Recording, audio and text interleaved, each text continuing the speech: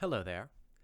Having earned my bachelor's degree in psychology, you might find it surprising that I don't think the degree is very useful for most people.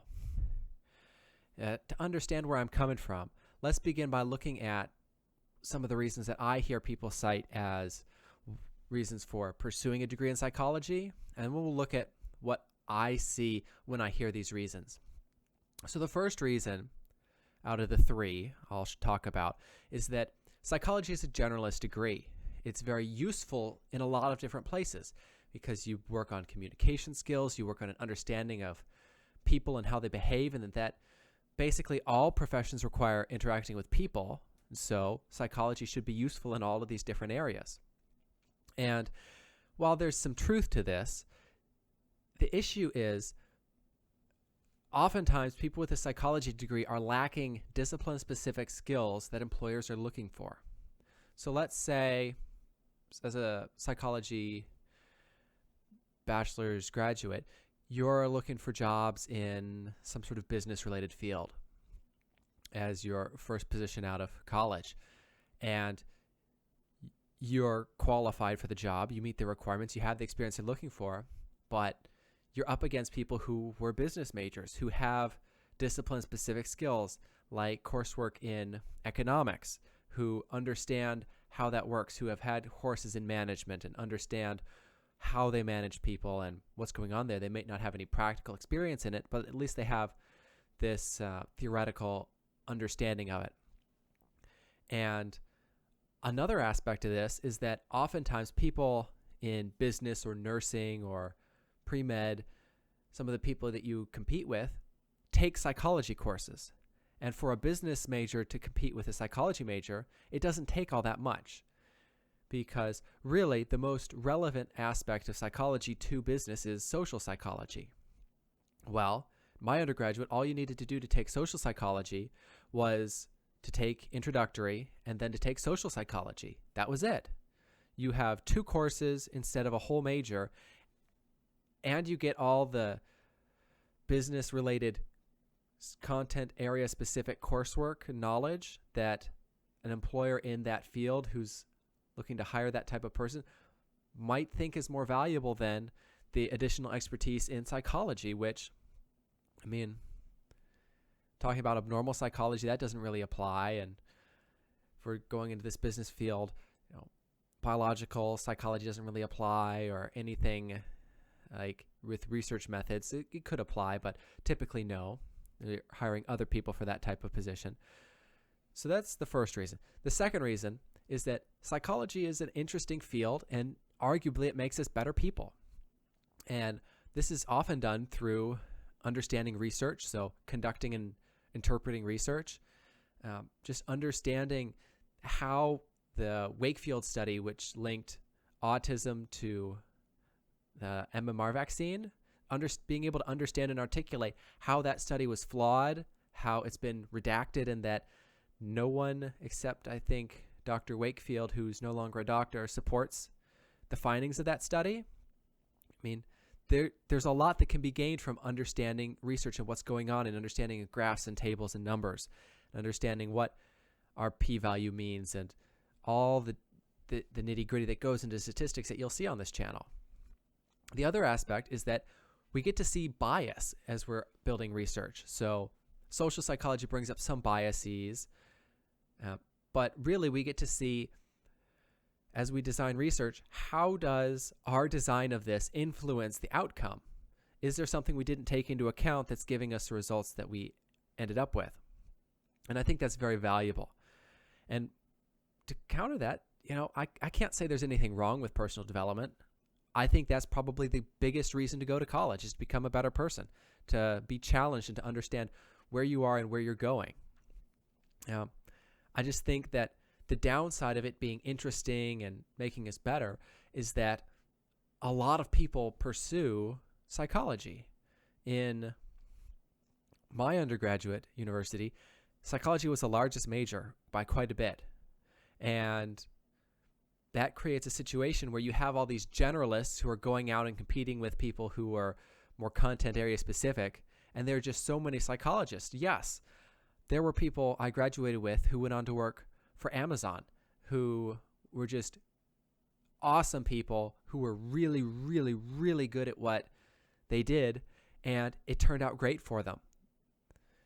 But there are also the rest of us, like me, who were good, we were fine, but we didn't have that outstanding top-level performance. And it can be difficult to find a position with a generalist degree in a world that really is looking for specialists. Now, and finally, the third reason is that psychology is an easy major.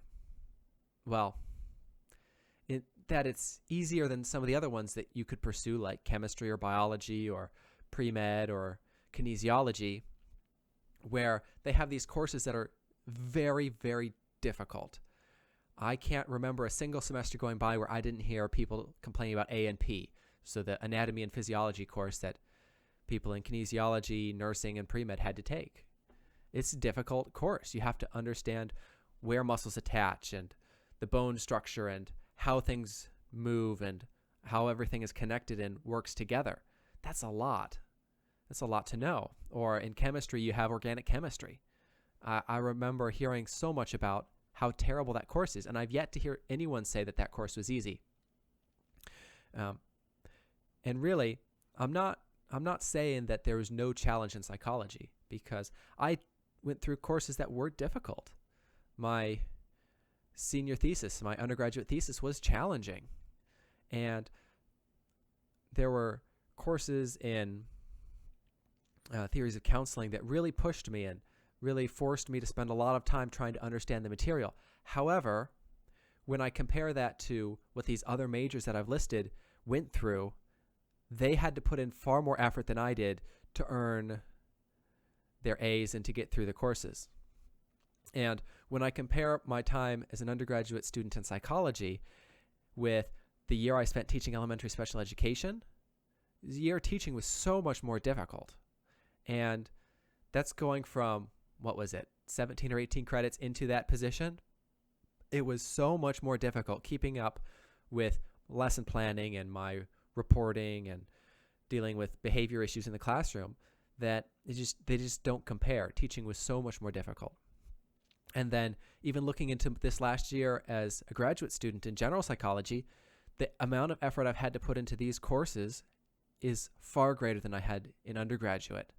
The grades are the same, but the amount of time spent understanding the concepts and the lengths I have to go to understand and improve my understanding of concepts is just so much more.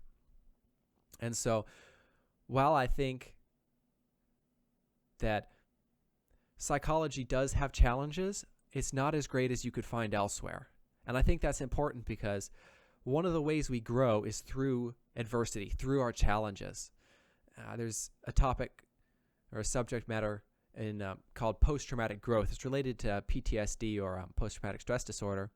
And it essentially shows us that people going through cancer or who become partially paralyzed or who have a loved one die or a child die, that as a result of this terrible event, they have to learn to deal with themselves and the event and the repercussions, and that they become better people who are more able to go forward in the world as a human who can help others.